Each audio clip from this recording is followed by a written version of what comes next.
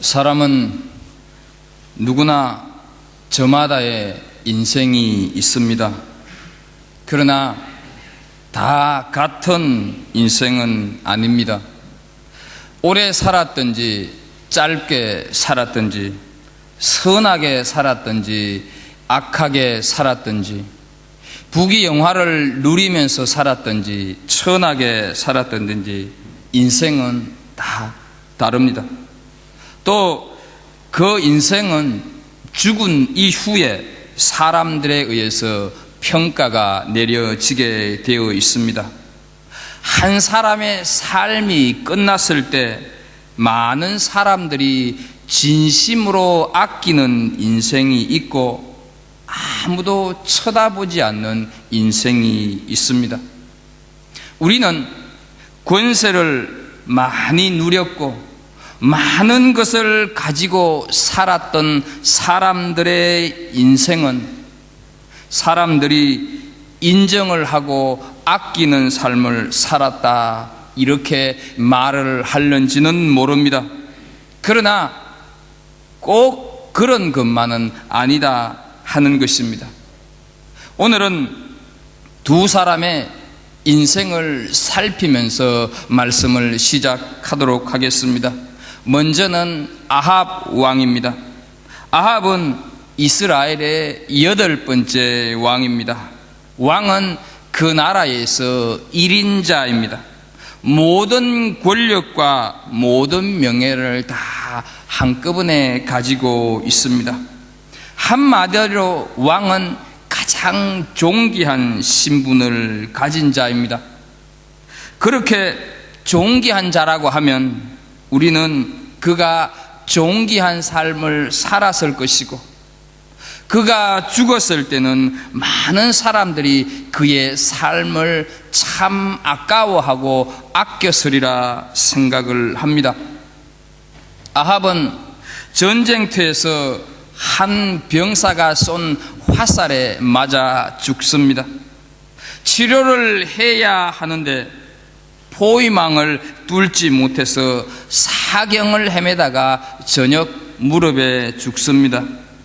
얼마나 그가 비참하게 죽었는지 열왕기상 22장 38절을 보면 그가 탔던 마차를 사마리아 연못가에서 씻을 때 개들이 와서 그가 흘렸던 피를 핥았다고 기록을 하고 있습니다. 아무도 아끼는 자 없이 비참한 죽음을 그는 죽었습니다. 그 이유가 무엇이겠습니까? 아합은 하나님의 율법을 어기고 제사장의 딸이었던 이세벨이라고 하는 여인과 결혼을 하게 되면서 그 역시 바알 숭배자가 되고 맙니다. 바알 숭배자가 되고 나서는 여호와의 단을 헐어버리면서 많은 하나님의 선지자를 죽였습니다. 이 사실을 열왕기상 18장 4절에는 이렇게 말씀을 하고 있습니다. 이세벨이 여호와의 선지자들을 멸할 때에 오바댜가 선지자 100명을 가지고 50명씩 굴에 숨기고 떡과 물을 먹였더라 말씀을 하고 있습니다. 뿐만 아니라 아합 왕은 자기가 살고 있는 궁전 가까이에 있는 포도원이 탐이 났습니다. 나봇이라고 하는 사람의 포도원이었는데 이 포도원을 갖고 싶어서 나봇에게 팔아라고 말을 했을 때 나봇은 하나님이 주신 기업을 내가 팔 수 없다고 거절을 합니다. 그 거절당한 것 때문에 이 아합 왕은 심한 모멸감을 느끼면서 궁으로 돌아와 밥도 먹지 않는 가운데서 끙끙 앓고 있습니다. 이 사실을 알았던 부인 이세벨은 즉시 왕의 이름을 도용해서 밀서를 써가지고 나봇이 살고 있는 동네 장로들과 유지들에게 보냅니다. 그러면서 나봇이 왕과 하나님을 저주했다고 하는 거짓 정인을 내세워서 무참히 나봇을 죽입니다. 나봇이 죽었다고 하는 말에 이 아합 왕은 자리에서 훌훌 털고 일어나서 그 포도원을 차지하러 나가고 있는 것을 보게 됩니다. 나라 전체가 자기 것인데 선량한 한 백성이 가지고 있던 유업마저 살인극을 벌여서 빼앗고 맙니다. 그런 아합의 삶의 모습이 하나님 보시기에 합당했겠습니까? 그래서 오늘날도 아합 왕 이렇게 하면 악의 대명사로 사람들에게 불려지고, 성경에서 조금만 나쁜 짓을 해도 아합 왕의 뒤를 쫓았더라 이렇게 표현을 하고 있는 것을 보게 됩니다. 왕이라고 하는 신분을 가졌음에도, 왕이라고 하는 가장 존귀한 신분을 가졌음에도 불구하고 그가 죽었을 때는 그의 삶을 애석해 하거나 아끼는 자 한 사람 없었다 한 것이죠. 이것은 그가 살아온 삶의 자업자득이다 하는 것을 우리가 알 수가 있습니다. 아합 왕이 이렇게 가장 비극적인 최후를 맞이할 수밖에 없었던 것은 왕으로 있는 동안 내내 자기만 아끼면서 살았기 때문입니다. 자기 욕망, 자기 만족, 자기 권력, 자기 명예만을 아끼면서 그것만을 위해서 하나님과 사람 앞에서 악을 행하기에 서슴지 않았던 그였기 때문에 그는 아무도 아끼는 자 없는 상태에서 비극의 최후를 맞아야 했습니다. 오늘 우리가 함께 읽은 본문 속에는 아합 왕하고는 전혀 반대의 삶을 살아간 사람들을 우리들에게 보여주고 있습니다. 예수 그리스도를 믿은 이방인 그리스도인들에 대한 할례 문제로 예루살렘 교회에서 총회가 열렸다고 하는 것 지난 시간에 말씀을 드렸습니다. 그리고 그 총회의 결론은 모든 사람은 예수 그리스도의 은혜로, 예수 믿는 믿음으로 구원받는 것이지 할례로 구원받는 것이 아니다. 그러니 더 이상 할례 문제로 복음이 이방인에게로 퍼져가는데 괴롭게 하거나 이방인들의 마음을 혼란하게 하는 그 침돌이 되어서는 안 된다. 다만 불신자들이나 믿음이 연약한 자들이 시험에 들거나 상처를 받을 몇 가지 혐오스러운 행동들을 조심하자는 내용을 결정하고, 그것을 처음 이 할례 문제가 일어났던 안디옥 교회와 여러 이방 교회로 편지를 보내는 것으로 마무리를 했습니다. 그리고 바울과 바나바와 함께 그 편지를 가지고 갈 예루살렘 교회의 대표자 둘을 뽑았는데 그가 유다라고 하는 사람과 실라라고 하는 사람입니다. 이 두 사람이 그 편지를 바울과 바나바와 함께 안디옥으로 가서 여러 많은 사람들이 보는 앞에서 총회의 결과를 읽어주고 다시 예루살렘으로 돌아오는 것이 오늘 우리가 함께 읽은 본문의 내용입니다. 그런데 우리는 25절과 26절을 한번 같이 살펴볼 필요가 있습니다. 우리 한번 이 말씀을 같이 읽어보겠습니다. 사람을 택하여 우리 주 예수 그리스도의 이름을 위하여 생명을 아끼지 아니하는 자인 우리가 사랑하는 바울과 바나바와 함께 너희에게 보내기를 만장일치로 결정하였노라. 이렇게 말씀을 합니다. 예루살렘 교회의 사도들이 총회의 결정이 담긴 편지를 보내면서 바나바와 바울을 일컬어서 우리 주 예수 그리스도의 이름을 위하여 생명을 아끼지 아니하는 자, 이렇게 표현을 하고 있습니다.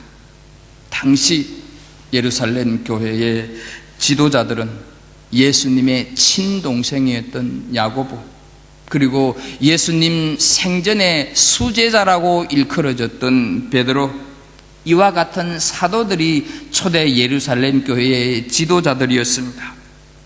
이처럼 이렇게 위대한 사도들로부터 이런 말을 들었다고 한다면 그 자체만으로도 굉장한 일일 것입니다.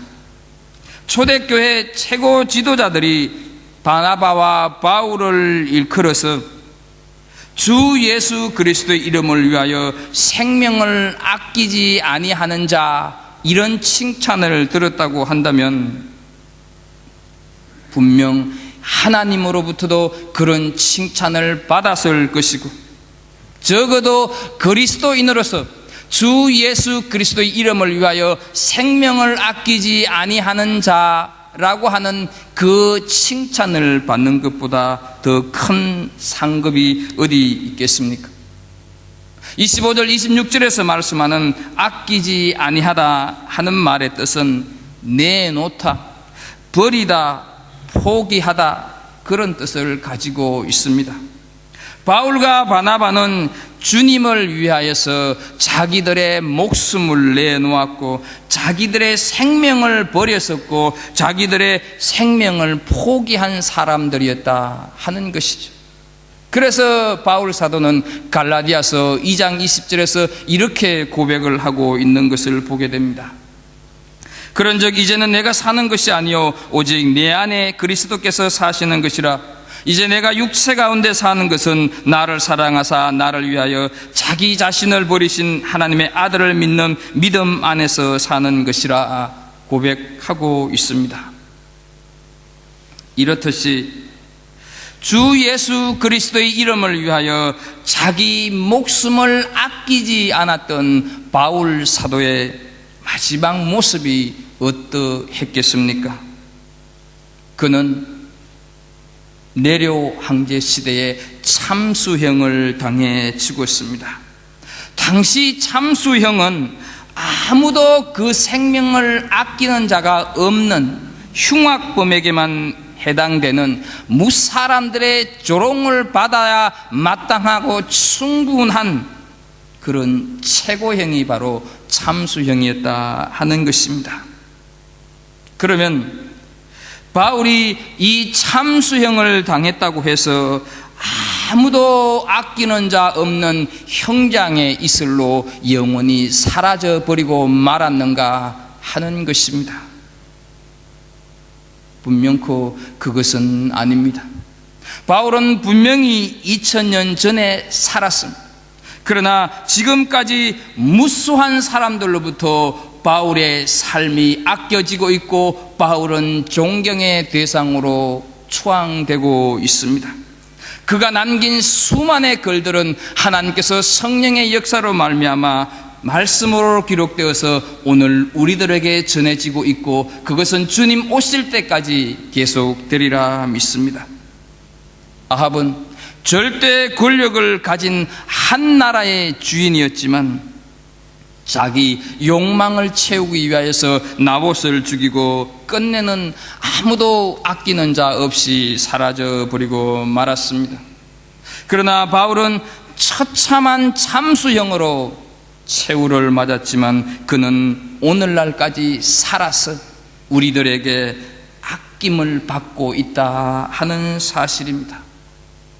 아합 왕과 바울 두 사람의 인생은 오늘을 살아가는 우리들에게 많은 것을 깨닫게 해주고 많은 것을 시사해주고 우리는 많은 도전을 받을 수가 있습니다. 누구든지 자기를 위해 자기 목숨을 아끼는 자는 아무도 아끼는 자 없는 비참한 마지막을 당할 수 있지만 주님을 위해 자기 생명을 아끼지 않는 사람은 하나님과 사람들에 의해서 영원히 아낌을 받게 된다 하는 깨달음입니다. 여러분, 자기 목숨 아깝지 않는 사람 어디 있겠습니까? 자기 생명 귀하게 여기지 않는 사람 어디 있겠습니까? 아무도 없습니다. 그러나 바울과 바나바는 보이는 자기들의 생명보다 보이지 않는 예수 그리스도가 주시는 영원한 생명에 자신의 삶의 초점을 더 두고 있었다 하는 것이지. 그래서 바울 사도는 빌립보서 3장 8절에서 말씀합니다. 모든 것을 해로 여김은 내 주 그리스도 예수를 아는 지식이 가장 고상하기 때문이라 고백을 하고 있습니다. 여기서 가장 고상하다 하는 말은 현대인의 성경에서 보게 되면 훨씬 더 가치 있는 이런 말로 번역이 되고 있습니다. 흔히 우리 기독교를 역설의 종교라고 말을 합니다. 사람은 영원하지 않습니다. 길어봐야 100년입니다. 그 다음에는 한 줌의 가루나 한 줌의 흙이 되어 돌아갈 것입니다. 사람은 태어나면서부터 이미 그 인생은 죽어가고 있고 그 인생은 이미 줄어들고 있습니다. 그래서 우리가 잘 아는 대로 너 몇 살이냐를 영어로 물을 때 어떻게 얘기합니까? How old are you? 너 얼마나 늙었니? 이런 말 하는 것 아닙니까? 여기에는 아무도 예외가 될 수 없고 예외가 되지 않습니다. 다만 다른 것이 있다면 그 제한된 시간 속에서 무엇을 위해 사느냐 이것만 다를 뿐입니다. 사람이 자기를 위해 자기 생명을 아낀다고 하는 것은 자기에게 주어진 시간을 자기 욕망을 위해 소비하는 것과 마찬가지다 하는 것이죠. 자기 욕망과 자기 생명을 바꾸어 사는 것이다 하는 거죠. 그 결과 무엇이 주어지고 무엇이 남겠습니까?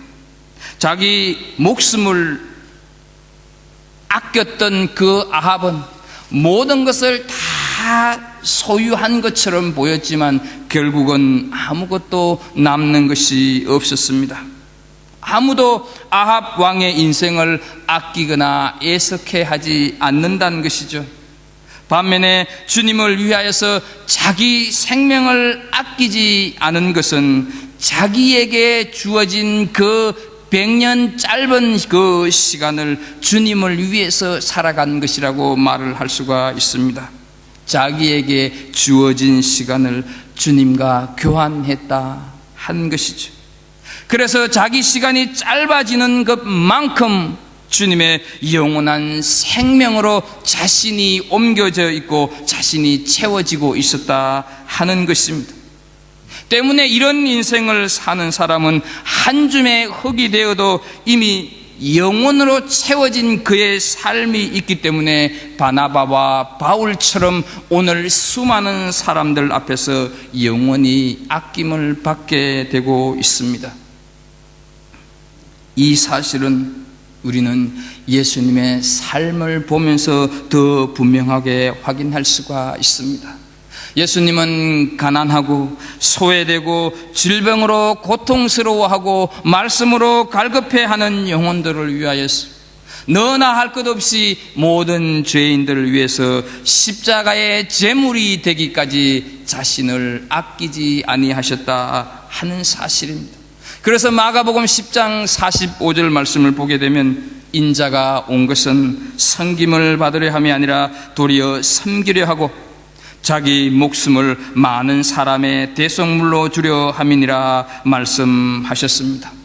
예수님이 십자가에 달려 죽으신 것은 예수님의 뜻이 아니었습니다. 예수님의 취미도 아니었습니다. 그것은 분명 하나님의 뜻을 이루기 위한 아낌없는 희생이었습니다. 그 하나님의 뜻을 이루기 위하여서 참수형보다도 훨씬 더 고통스러운 십자가에 자신의 목숨을 아낌없이 내어 주었던 것입니다. 예수님께서 십자가에 자신의 목숨을 아낌없이 내어 주었다고 하는 것은 하나님께서 우리 인간, 우리 죄인 한 사람 한 사람을 위하여서 예수 그리스도를 아낌없이 내준 것과 똑같아 하는 것이죠. 그것을 로마서 8장 32절에 보게 되면 자기 아들을 아끼지 아니하시고 우리 모든 사람을 위하여 내주신 이가 어찌 그 아들과 함께 모든 것을 우리에게 주시지 아니하겠느냐 말씀하고 있습니다. 사랑하는 성도 여러분, 우리는 지금 무엇이 필요합니까? 일자리도 필요합니다. 건강도 필요합니다. 경제적인 것도 무시하지를 못합니다. 풀리지 않는 삶의 문제도 해결되어야 합니다. 그러나 정말 더 중요하고 반드시 있어야 할 것은 죄 용서의 마음에서 오는 기쁨과 마음의 평안이 아니겠습니까? 내 심령 깊은 곳에서 해결되지 못하고 와 있는 영적인 문제가 아니겠습니까? 정말 나에게 있어야 하고 필요한 것은 하나님이 살아계심이 믿어지고 하나님의 나라가 확신되어지는 것, 그것이 정말로 우리에게 있어야 하는 것 아니겠습니까? 내 영혼이 잘되지 않고는 내가 범사에 잘될 수가 없고 강건할 수 없다고 성경에서 말씀을 하고 계십니다.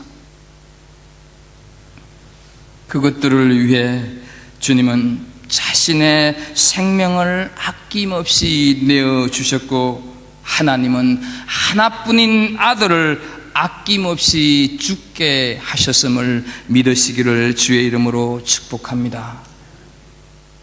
그러면 바울과 바나바가 어떻게 주 예수 그리스도의 이름을 위하여 자기의 생명을 아끼지 않으면서 살아갈 수 있었을까 하는 것입니다.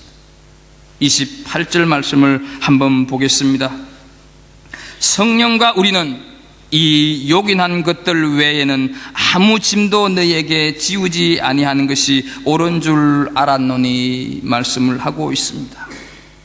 28절을 시작하는 성령과 우리는, 바울과 바나바는 바로 성령을 앞세운 성령의 사람들이었기 때문에 자기 생명을 주 예수 그리스도의 이름을 위하여 아끼지 않으면서 살아갈 수 있었다 하는 것입니다.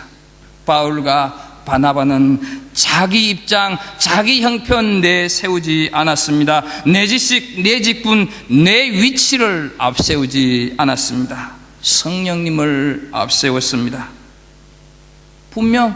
분명 오직 예수 그리스도의 은혜로만 구원을 받는다고 총회에서 결의를 했습니다. 베드로가 주장을 했었고 그것을 야고보가 결정을 했습니다. 그런데 이들은 성령님이 하셨다고 성령님을 앞세우고 있는 것을 보게 됩니다. 이 28절 말씀은 우리들에게 굉장히 중요한 말씀으로 다가옵니다. 성령이 우리와 같이 했다, 이 말씀이죠. 여러분, 이 말씀이 왜 이렇게 중요합니까?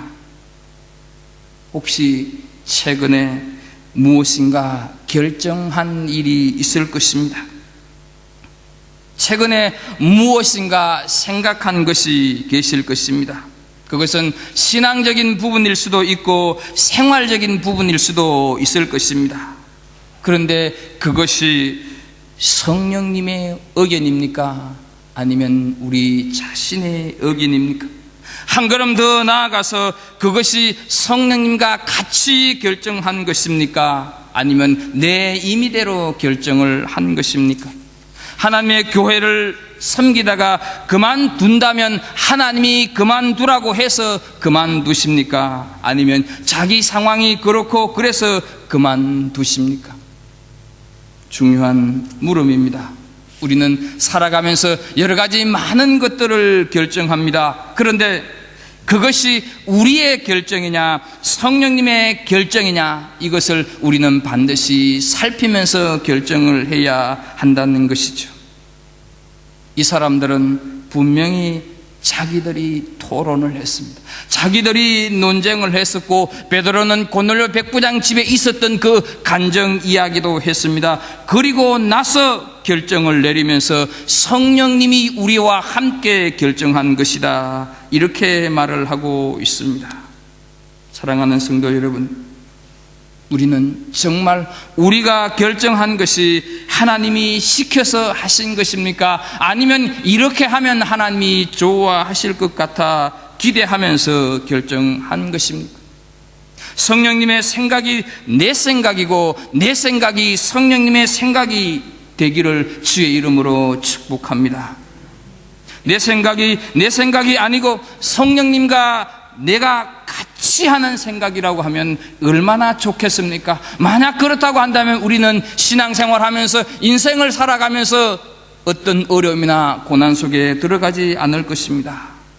그런데 이게 쉽지 않다는 것이죠. 그러면 쉽지 않다고 하면 그 길은 영원히 없는가? 아닙니다. 두 가지 길이 있습니다. 첫째는 성경을 많이 읽고 묵상하는 것입니다. 성경을 많이 읽으면 읽을수록 그 사람의 머릿속에는 성경만 들어와 있지 않겠습니까? 읽는 것에서 그치지 않고 그 읽은 말씀을 묵상해야 할 것입니다. 여러분, 원래 우리 교회표 성경을 많이 읽자는 것입니다. 4월이 되어 지나가는데도 한 번도 아직 완독했다고 하는 소식이 들려오지 않고 있습니다. 물론 완독했음에도 불구하고 그냥 말씀을 하시지 않는 분도 계시리라 생각합니다. 여러분, 성령이 나와 함께 하시고 내가 성령의 뜻대로 결정하기 위해서는 반드시 성경을 읽고 묵상해야 합니다. 두 번째는 기도 많이 해야 합니다. 우리가 인생의 문제, 신앙의 문제, 누구의 말을 들을 것인가? 성경을 많이 읽고 기도 많이 하는 사람 말을 들어야 합니다. 어떤 사람의 충고를 들어야 할 것인가? 기도 많이 하는 사람의 말을 들어야 됩니다. 그 사람이 나이가 어리든 적든 상관없이 얼마만큼 무릎을 꿇는 사람이냐, 그것을 보고 우리는 그 사람의 충고를, 그 사람의 말을 받아들일 필요가 있습니다. 말씀을 묵상하면서 기도하는 그 사람에게는 분명히 하나님의 뜻이 있기 때문인 줄로 믿습니다. 우리가 하는 모든 결정이 성령님의 결정이 되기를 주의 이름으로 축복합니다. 우리 갈보리 교회의 예배와 또 우리 갈보리 교회의 모든 사역에 있어서 판가름이 나는 것은 얼마만큼 기도하는 사람들이 많이 있는가 하는 데서 판가름 납니다. 정말 무릎 꿇고 기도하는 사람이 많으면 많을수록 그 교회는 누가 시키지 않아도 성령께서 역사하실 줄로 믿습니다. 그러나 기도하는 사람이 없으면 성령이 역사하지 않고 성령은 역사하실 수가 없다 하는 것입니다.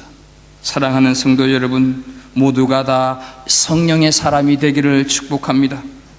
바울과 바나바는 성령을 앞세우는 사람이었습니다. 그래서 그들은 주를 위해 자신의 목숨을 아끼지 않는 삶을 살아갈 수가 있었고, 여전히 지금도 우리들에게 그들의 삶이 아낌을 받고 있는 사람이 되고 있다 하는 사실입니다.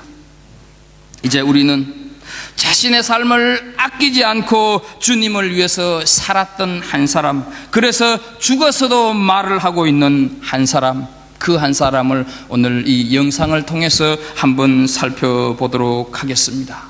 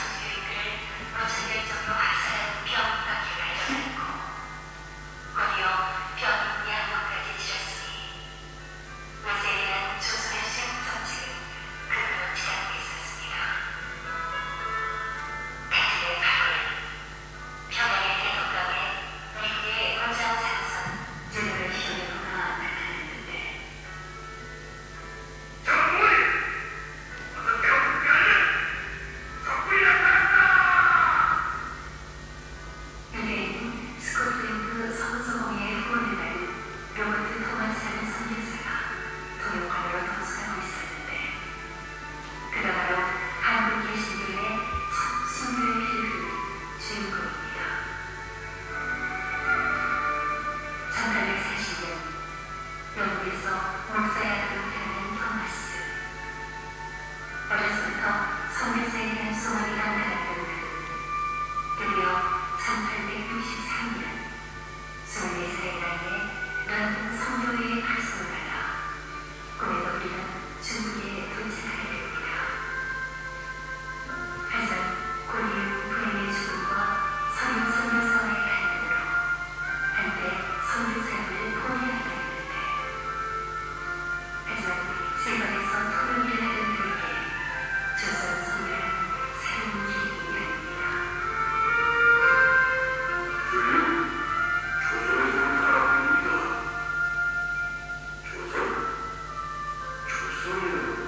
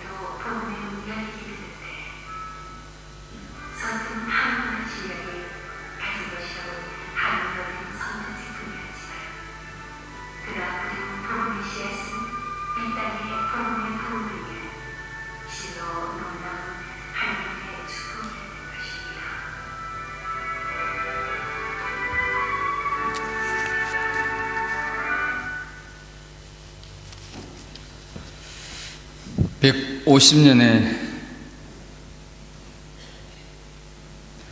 세월이 흘렀지만 이 토마스 선교사의 이름은 수많은 한국 그리스도인들에 의해서 아직도 기억이 되고 있습니다. 그는 자신의 욕망, 그리고 자신의 명예, 자기 만족, 나아가서 자신의 생명까지도 아끼지 않았기 때문에 오늘날 우리는 그를 아끼고 있습니다.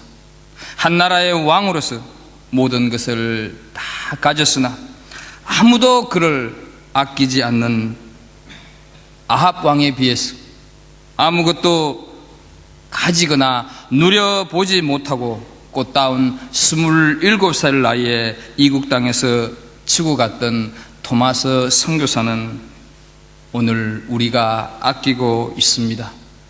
사랑하는 우리 갈보리 공동체의 모든 식구 한 사람 한 사람 모두가 예수 그리스도의 이름을 위하여서 우리의 생명을 아끼지 않는 그런 바나바와 바울과 같은 일꾼들이 되기를 간절히 소망합니다. 예수 그리스도를 본받아서 하나님의 뜻을 위하여 우리의 생명을 조금도 아끼지 않는 하나님의 참된 자녀들이 되기를 간절히 소망합니다. 그랬을 때 우리의 삶은 하나님으로부터 더 나아가서 우리의 자식들, 우리의 손자, 소녀들로부터 영원히 아낌을 받는 그런 삶으로 남게 될 것입니다. 우리가 우리 자신을 위해 우리 생명을 아끼는 것은 결코 우리 자신을 아끼는 것이 아님을 기억하실 수 있기를 바랍니다. 그리고 하나님을 위해서 우리의 생명을 아끼지 않는 것, 그것이야말로 우리의 생명을 영원히 아끼는 것임을 믿는 우리 모든 성도들이 되기를 주 예수 그리스도 이름으로 축복합니다. 기도하겠습니다. 하나님 아버지, 두 인생, 아합과 바나바와 바울의 인생, 또 토마스 선교사의 인생, 그들의 삶의 역정을 돌아보면서 우리가 어떻게 살아가야 할 것인가 도전받습니다. 하나님 아버지, 우리는 우리의 욕망을, 우리의 이기심을, 우리의 만족을 절제하고 우리의 생명을 주를 위해 내어놓는 아낌없는 하나님의 사람들 다 되게 하여 주옵소서. 예수님의 이름으로 기도하옵나이다. 아멘.